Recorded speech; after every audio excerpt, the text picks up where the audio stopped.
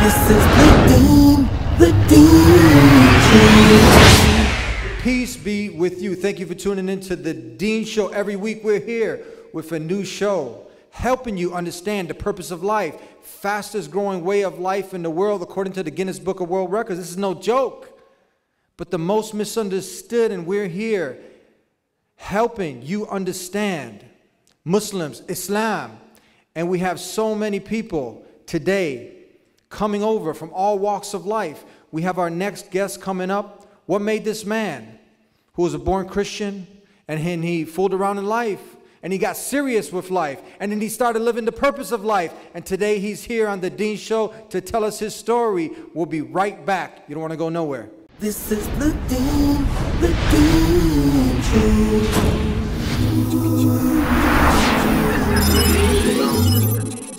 This is the Deen Show. This is the Deen Show. This is the Deen Show. This is the Deen Show. Assalamu alaikum. Assalam. Wa alaikum assalam wa rahmatullah. Shadeed Muhammad, formerly known as Shadeed Muhammad. Shadeed Muhammad. So I opened the show, you heard me talk about you went from being a Christian to fooling around in life, to getting serious with life, to living the purpose of life. We all go through stages in our lives that we're kind of lost in the jungle, confused. So introduce yourself to our viewing audience and tell us a little bit about yourself. Where you started, when you started, and how you got here today. Alhamdulillah. My name is Shadeed Muhammad. I got started when my parents decided to, do what adults do. And I think that was probably the start of my life. Okay.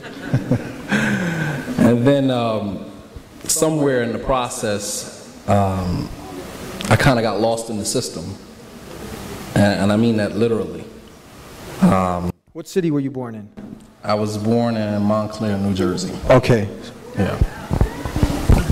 Yeah, Mountainside Hospital, to be exact. I wasn't born a Christian. I was born to Christian parents who themselves weren't really practicing Christians. And I mean, myself growing up, much like many children who grow up without a religious foundation, I found myself grappling with a lot of lessons. There were lessons in life, but I didn't understand at that particular moment that they were lessons. I think as non-Muslims, a lot of us, we tend to look at the things that confront us in life and we tend to blame God. I was an angry baby, just considering my circumstances. So my attitude was always, I didn't ask to be here. God put me here. He owed me and the world owes me. That was my attitude. All the way up until probably the time that I took Shahada. I took Shahada at 20 years old, so you can understand that for the past 20 years of my life has been walking around with this chip on my shoulder that I didn't ask to be here. I mean, I literally used to curse God. I would look up at the heavens and I would say, I hate you. You would literally do that? Yes, I would literally do that. I hate you. Why me? Questioning God, I mean, mind you, you're talking about a child that didn't understand life, didn't understand God, didn't have a religious foundation, nothing. And there are tons of non-Muslims out there today that can relate to what I'm talking about. Where you begin to curse God and, because you're looking at all of the things that confront you in your life and you're saying, why is my life like this? What did I do to deserve this? I didn't even ask to be born. God brought me here and then take me through all of this stuff that I didn't ask to be born to begin with. And so your attitude is that the world owes me. God owes me. And it's a very, self-destructive attitude to have, because this is the type of person who doesn't care about life. And if a person doesn't care about their own life, you can only imagine how they feel about your life. Did you try to write a song about it then? No, no, but I tried to let the world know about how I felt through my self-destructive behavior. A lot of what we see with a lot of the teens and the youth that are out there now, with the pants sagging, with the tattoos on. Those are just self-expressions of frustration. The Prophet ﷺ, he warned us about the children of zina, the children of fornication and adultery. And this is what we're dealing with today. It's not just from a spiritual or religious perspective, but even from a psychological perspective. Zina has so many ramifications. Fornication and adultery, yes. It has ramifications that don't just affect the two people that were involved, it affects the child as well. And the community and the community and society at large, absolutely. So I was a product of that. And I've never made any excuses for that. I didn't write my script, so it's nothing that I have to make excuses for. I'm just hoping to share that with people so that many of our youth who understand what I'm talking about, that what I'm saying resonates with them, that they can understand that there is a way out of that. You don't have to continue living your life like that. And it was a few incidents that happened in my life that kind of made the light bulb go off in my head. One of them was the death of many of my friends, but one in particular. And his death kind of woke me up, and it kind of made me think that, is this the way that I want my life to end? And then, the light bulb goes off, and you start to contemplate, you start to reflect on life and all of the lessons that you should have learned along the way. And a lot of times, the only time for many young African American youth, the light bulb tends to go off when you go to prison. Light bulb doesn't go off for you out in the streets because there's too many distractions. And even Imam Ahmed, rahimahullah ta'ala, very beautiful, he said that I made dua, I made supplication to Allah that He allow me to memorize the Quran. He said, but I didn't memorize the Quran until I was in prison. He said, so when you make dua, when you supplicate for something, ask Allah to give it to you while you're in a good state. Meaning, be specific when you ask for things. And sometimes we ask for things and we're really not prepared to do what it takes to get what we asked Allah subhanahu wa ta'ala for. You may ask Allah for children, but there may be some other things that you may have to go through, some medical procedures, some other things, some patience, some time that you have to go through in order for you to get what you asked Allah for. And so for me, once I lost this particular friend, I went home one night and I cried and I asked God. I always believed in God. I never accepted the idea or the dogma of the Trinity. So you believed in God, but you were cursing God? Yeah, I believed in God. So you had like this relationship? Yeah, it was a relationship. Yeah, absolutely. Good days, bad days. Yes, absolutely. Okay. All right. Absolutely. I think the cursing of God just came through frustration and not being able to process. When human beings are confronted with traumatic situations, they do one or two things: fight or flight. We tend to either stay and fight or run. And, for a child, for me, it was to run away from God, which many of our youth are experiencing that now. They're faced with very difficult, the complexities of life that normally consume most people, but we don't know how to process it. So the thing that we do is we turn our frustrations on God and begin to blame Him for it. Why me? So your light bulb comes on, and now you were mentioning that you couldn't. So would you go back to what your parents were upon? They weren't really practicing, but they were Christian, and you were going to mention something about that. What happened then? Yeah, I never accepted the Trinity. I was about 11 years old, and I told my mother, or my foster mother at the time, that I didn't want to go to church anymore. And she asked me why, and I said because I don't believe in. I don't believe. She said, you don't believe in God? I said, no, I believe in God. I believe in God. I just don't believe in the Trinity, that God, Jesus, the Holy Spirit is all one.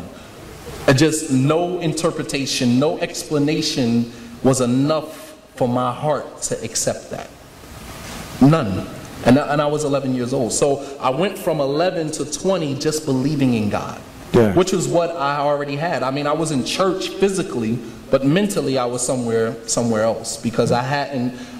Allah subhanahu wa ta'ala creates the human being in such a way that we only accept what is consistent with the intrinsic nature that Allah created us upon. Much like the body. If you take a foreign substance and try to place it in the body, if you take a foreign piece of the body and you try to place it in the body will reject it. If you have to get a heart transplant or any type of transplant in your body where an organ has to be replaced, when they put that organ in your body, they also give you medication to trick your body into believing that that organ is your normal organ. The moment your body recognizes that that organ is not yours, it rejects it. Allah created the human being spiritually in the same way. That He created us believing in one God. Believing that He is the only one worthy of worship. He created us believing that. As Allah says in the Quran, فِطْرَةَ اللَّهِ الَّتِي فَطَرَ النَّاسَ عَلَيْهِ. This is the fitrah of Allah. The natural way that Allah created the human being. And never will you find any alteration in the way that Allah created you. So Allah created us believing from the beginning that there's only one God. Prophet Muhammad said that كُلُّ مَوْلُودٍ يُولَدُ عَلَى الْفِطْرَةِ فَأَبَوَاهُ يُهَوِّدَانِهِ أَوْ يُنَصِّرَانِهِ أَوْ يُمَجِّسَانِهِ. But every human being was created on the fitrah, believing in one God. And it is his parents that make him a Jew, a Christian, or a fire worshiper. And notice he didn't say Muslim. He didn't say the parents make him a Muslim because you're already Muslim. He said his parents make him a Jew, a Christian, or an idolater. He didn't say make him a Muslim. Why? Because he was already upon the belief of a Muslim, which is the belief in one God. Because a Muslim is one who submits to the will of God. Exactly. So you're born in a submission, a state of submission. Exactly. Now you started speaking some Arabic. You're not, are you an Arab? Well, technically, if you learn the Arabic language and you master that, you are an Arab. But That's I mean, what an Arab is. Okay, but I mean, like you're an African American. Absolutely. But you were reciting some in Arabic because you went also to study overseas out of your passion. Is that right? Absolutely. To learn this way of life. Absolutely. So we have this original language that's been preserved, and you studied it. So this is what you're recording. Once I took Shahada and I came home from prison in 2000, I was only home for a year and I got accepted into the Islamic University in 2001. So consider, I spent 5 years of my life in prison, and then only after being home for a year, not even a year, I was selected to go to the Islamic University. So that was a culture shock. Yeah. And there, I learned the Arabic language. I studied in the Arabic language for the Arabic Language Center for 2 years. And then I went on to the university to study in the College of Hadith, which I graduated with a bachelor's degree in both sciences. MashaAllah. Arabic as well as Islam. So the Trinity didn't fit Father, Son, Holy Ghost. You couldn't grasp that. That went against you saying your nature, okay? Because in Islam it's just worshiping God. So now we love, many people don't know that we love Jesus. You can't be a Muslim unless you love Jesus. Is this right? Absolutely. That he was one of the mighty messengers of God. So how did you go from now that state where it was confusing, didn't make sense? And most people, they just slide into church on Sundays, right? They get with the music and they have the band, everything's like, oh yeah, Jesus. But people don't really think. You were thinking, you're a young man, right? Yeah. So now you're thinking. And we're never trying to disparage on anybody. We really want, to help people to think. Most people aren't thinking, are they? People just, just blindly following what their grandparents or their parents did. But you're a thinking young man. So now you're thinking, you're like, okay, I just want to call upon God. This whole thing is just confusing. We're sure. I'm going to get a lot of questions. And see, they got the timer right here. They're timing us. So tell us now, what happens next, okay? You're just like, I'm not going to church. What happens from there? I didn't start a journey in search for God because, at 12, 13, 14 years old, you're really not looking for God. You know God exists. You know there's a higher power, higher being, whatever you want to term, whatever term you want to use. You just go through life, so benefiting from the different experiences. Fast forward. How do you get, let's talk about this. How do you get from being distracted? Music is numbing the mind. Your mind is just numb, like a zombie, and you're just numb. Isn't it true? You're listening to Jay-Z, 50 Cent, and they're like the icons. You're looking up to them. It's like they're the God. Do as thou will. Isn't that JC's logo? Do as thy will. So it means like follow your desires. That's actually Aleister Crowley. Is that Aleister Crowley? Who they're the one. That's like their grand sheikh, right? Eminem and all of them. They got this book. I know what you're talking about. So tell us now. How do you get from following your desires to really thinking about purpose? Because it's not cool nowadays. As soon as you start, you like ruin the party. As soon as you start about God, it's like, get out of here. What's this guy doing, man? How did you get to that state? You fast forwarding now. Well, like I said, there were certain events that took place in my life that actually woke me up to a reality that was always there. I just never took the time out to tap into. Yeah. In the back of your mind, while you're partying and you're enjoying life, in the back of your mind, there's a side of you that says, I know I need to change. Everybody has that. That's your conscious talking to you, if you still have one. Because the way things are designed today, they are designed to eliminate the conscious from you altogether. Through subliminal messages, through technology. You know, they have the iPhone, the iPad, I. You get where they're going with that? Yeah. They have smartphone, smart water, smart car, smart. So everything does the thinking for you, so you no longer critically think and analyze, you know, life. You no longer do that. So there are elements that are working to dumb you down so that you don't tap into your consciousness. I like that. Dumb you down. Absolutely. Yeah. Absolutely. So, fast forward. Someone died. Someone died? Yeah, I lost a friend. Was a famous rapper you were talking about before? Gaddafi? Was it Gaddafi? More famous. Not Gaddafi from the country, but the Gaddafi rapper. Yes. Yes. From the Outlaws? Yes. Yeah. Tupac's crew? Yes. He dies, good friend of yours? Yes. What happens next? Well, he was shot in the face in a project hallway in Orange, New Jersey. At the time that happened, I was in prison at the time. Very close friend of mine's, and very close to home. I mean, when you lose friends in the streets, you tend to think that, you know, it's not a big deal because these are just associates. But when it happens to someone that you grew up with, you spent the vast majority of your youth, your adolescence hanging around, you start to wonder, am I the one that's next? Or you start to wonder, in my case, why was it him instead of me? Because I was worse than he was. That's how you think. Why him and not me? So when that light bulb goes off, you start to say, well, you know, if God took him instead of me and I was worse than he was, maybe there's a greater purpose for me. So now that starts your journey to start to contemplate about all of the lessons that you've gone through in your life, all of the opportunities that have passed you by that you didn't take advantage of. And now you start to tap into that consciousness that's there, and you start to make amends between you and God. So I started with, if this is what you want from me, you want me to be alive, then guide me, guide me. Christianity wasn't an alternative for me, so that was out. Judaism was out, and the 5% nation, the Nation of Islam, all of those things was out. And all of the arrows were pointing towards Islam. Isn't it simple? Many people now, they use the escape of all these religions, everyone's making the claim, but if you just open the books, if you just, like you just said, you said, guide me, just, you know, you make that sincere intention and you ask upon the Creator. You don't put an image to him, do you? You put like a statue in front, you don't do that, right? You don't have a mental picture, just the Creator. And just do your homework. That's a cop-out, isn't it? Yes. Just to say, oh, there's so many religions. It's easy to find out the truth if you want the truth. Is that true? Absolutely. And you found that? Seek and you shall find. Seek and you shall find. Absolutely. So now what happens? You did some, okay, Christianity's not an option, you're not talking about the Trinity, you excluded some of these others at the face of them. Most people at the face of them, if you open the world religion books, you can see that things just don't make sense. It's weird. So did you do that? Did you start to investigate here, there? And no, I didn't need to investigate. Okay. I mean, in the African-American neighborhoods, in our environments, Islam is very prevalent. So you don't really need to look that far. Yeah. You can spot the truth when you see it.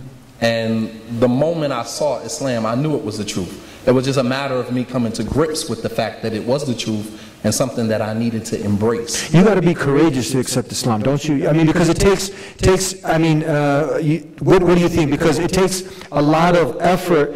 Now, what are your parents going to say? Did you have that, like, what are my friends going to think? Did you have that peer pressure? Some people have that. You didn't have that? How about now it's a battle to leave off the desires, right? You have to make that change. Like, you got to give up. Some people, they don't want to give up pork, for instance. They love the pig, right? No? I think that's another cop out. That's another cop. So what was it when it came to you? Did you just do it? What was the main thing or what happened? Well, after you've been dragged, after the dunya has literally dragged you through the mud, I mean, you don't really have those type of hang-ups anymore. You just want salvation.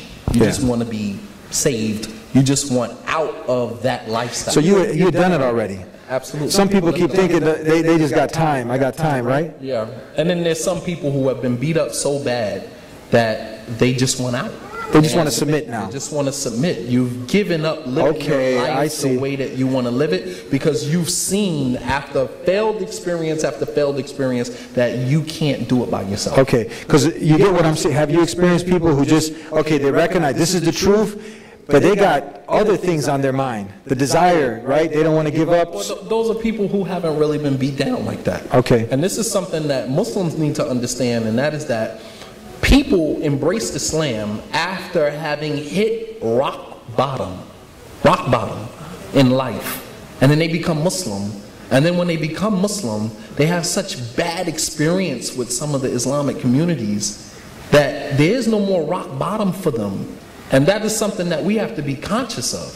We have to be cognizant of the fact that you don't understand where people have come from. People have come from the bottom, rock bottom. They hit rock bottom in their lives and they turn to the religion of Islam as that last alternative for salvation, for prosperity in their lives. And then to become a Muslim and to be bombarded with all of the fighting and the arguing and debating and, the harshness, it kind of makes you feel like, what's left for me? Mm-hmm. I've tried being a Christian. I've tried being a stick-up kid. I've tried selling drugs. I've tried this. I've tried this. I've tried this. The only thing left for me is Islam. Then once I try that, and I have such a bad experience with that, what else is left for me? And these are things that as Muslims we have to be cognizant of, because the person that you run into on a day-to-day basis, you don't know where they came from. You don't know what experiences they've had in life that drove them to take Shahada. And we have to be more sensitive when we look at people in the masjid, when we look at religious people. We have to be more sensitive, to this fact.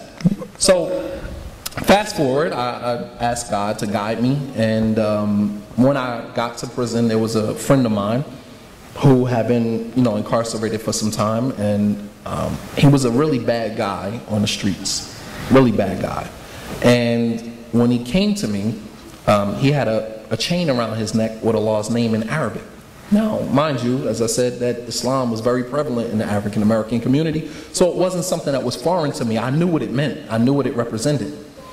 But I just couldn't put the two together. Him being a Muslim, no way. No way. And I asked him, I said, I see the chain around your neck. I said, are you Muslim? He said, yeah, I'm Muslim. And, that was the start. I just couldn't believe it. And so he gave me some books, two in particular, Mo Dudi's Introduction to Islam and the autobiography of Malcolm X. The autobiography of Malcolm X is this thick. I read it 3 times. 3 times. I didn't complete the 4th time.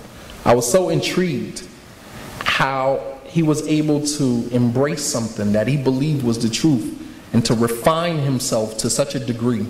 I was so intrigued by that I said that is me. I can do that. I can do that. Because a lot of his experiences I was able to relate. It resonated with me immediately. And I mean, mind you, we've seen the movie Malcolm X. We've seen the one with Denzel. We've seen that as children. Mm-hmm. But it's nothing like reading the biography at 20 years old, having so many different experiences in your life. It adds a whole nother dynamic to it. And at that moment, I realized that this is where I needed to be. And there was one thing about the religion of Islam that interests me, that resonated with me so well, and that was that Muslims only believe in one God. I said, that's exactly what I believe. I've been believing that since I was a kid. This has to be the truth. This has to be the truth. I believe in one God. I've been believing that all my life. And it was at that point that I decided that I needed to be Muslim. But I didn't take Shahada. Tell us, we're almost out of time. For the person that needs, he hears all of this garbage, this false propaganda, you know, and he's confused because every time he turns on Fox News, CNN, he sees something blowing up and Islam, radical, and oppresses women and jihadis, and you know. But he's listening to you. He's watching some Deen shows. Like, you know what he's saying is making sense. But over here, what, are these guys lying to me? What's going on? How do they you know, get past these stereotypes? Well, I think that there's only a particular type of person that is influenced by the media. The vast majority of Americans don't believe what the media says. Honestly, seriously, because no matter what they see on the news, we can't validate that. I did a news interview in Washington, D.C., and a woman asked me, what is a Wahhabi? I said, I don't know what a Wahhabi is. She said, you've never heard the term? I said, I heard the term before. She said, so you don't know what a Wahhabi is? I said, I don't know one Muslim who calls himself a Wahhabi. Not one. I said, so by me even answering your question, I'm validating the term. I'm not going to validate that. We're Muslims. We're Muslims. That's a term that the media created, and we give credence to it when we accept it. I'm not going to give credence to it, and I'm not going to validate it. I don't believe that there's an American that believes every single thing that the media says about Islam. Because they have neighbors that are Muslim. And when they see the media, and then they look at their next door neighbor who's been living next door to them for 20 years, never had any problems with them, never seen any resemblance in their behavior and what they see on the news, they don't accept that. They don't accept that. And evidenced by the fact that people are still coming into Islam today. It hasn't stopped. Fastest growing way of life. And there's more women coming into Islam than men. Is that true? That's a whole nother conversation. Alhamdulillah. What is the biggest proof for Islam? Someone wants something tangible, right? Jesus, peace be upon him, who we love. We said no Muslim is a Muslim unless he believes in Jesus. We know all the messengers of God, they came with evidences and proofs, right? Jesus, he gave life to the dead by God's permission. Healed the sick by God's permission. What about the Prophet Muhammad, peace be upon him? And what about, you know, what did he bring? What could somebody, if they want to look into Islam, to really, they're thinking academic, they want science, they want something they can feel, touch, what can they do? The greatest miracle that has been given to any prophet was given to Prophet Muhammad, may peace and blessings be upon him, and that miracle was the Quran. The greatest miracle. Jesus, by the permission of Allah, gave life to the physical dead. Prophet Muhammad gave life to the spiritual dead. Allah says in the Quran, أَوَمَنْ كَانَ مَيْتًا فَأَحْيَيْنَاهُ وَجَعَلْنَا لَهُ نُورًا يَمْشِي بِهِ فِي النَّاسِ كَمَنْ مَثَلُهُ فِي الظُّلُمَاتِ لَيْسَ بِخَارِجٍ مِنْهَا. Can he who was dead spiritually, to whom we gave life and a light by which he can walk amongst men, be like he who is steeped in the depths of darkness from which he can never come out? This verse right here was one of the first verses that I acquainted myself with when I opened the Quran. Until today, I have never forgotten this verse, because that verse, any one of us who embraced Islam, it resonates with you so well. Can he who was dead, to whom we gave life? So Prophet Muhammad gave life to the dead as well, but the spiritual dead. Physically, a person can die and you can bring him back to life, and he can be the same sorry individual he was before he died the first time. You can bring a person back to life spiritually, and he'll change the world. So would you recommend for every human being, is that their right, that they pick up this Quran, that they read it, that no book ever killed a person, did it? So would you recommend for every person to evaluate, test this book, and if they're sincere, and if they study it scientifically, analytically, they'll see, like over 1.5 billion people have, that this is indeed from the creator of the heavens and earth, this Quran. The English is obviously the translation, the Arabic is the original, but even if they read it in a good English translation, that they'll be able to see that this is from the creator? Absolutely. Absolutely? Absolutely. Final closing comments and advice for our viewers. We got 30 seconds. I love you. Go ahead, now 10 seconds. Anything else? Nope. If somebody wants to hear more about you, do you have a website? Do you have they got your personal phone number? How about your address? They look you. www.rawdah.org. Thank you very much. May the creator of the heavens and earth reward you for being with us. Jazakallah. Thank you. Well, yeah. And thank you for tuning into the Deen Show. As our guest so eloquently put it, he loves you. And we love you. But the creator loves you more, first and foremost. But do you love the creator? That's the question. If you do, you're going to take the necessary steps to get to know him. So pick up this Quran. It's the only book in the world that in this book that's been memorized by millions. It's a living miracle. We have it in its original, preserved, saved, tamper-free, tamper-proof. Hasn't been changed to suit the times. As it was revealed, we have it today. And addresses you, the human being. It says, don't they reflect, ponder, and think? Had this book been from other than the creator, Allah, you would find in it many contradictions, discrepancies. Find one. It's a challenge. It's a challenge, but are you going to pick it up? Do you love the creator? Pick it up, read it, and put it to the test. We'll see you next time. And you know what? You can get it for free, man. I mean, what kind of deal is that? Call us at 1-800-662-ISLAM. And ask. That's the first question. You could do it right now. You know, you're sad. Maybe take some Xanax. You're about to hit a Heineken, a beer. Put that down and ask. Beseech the creator. Say, guide me, guide me. My maker, the one who made me, guide me. And then put this Quran to the test. We'll see you next time. Until then, peace be with you. Subhanallah, walhamdulillah.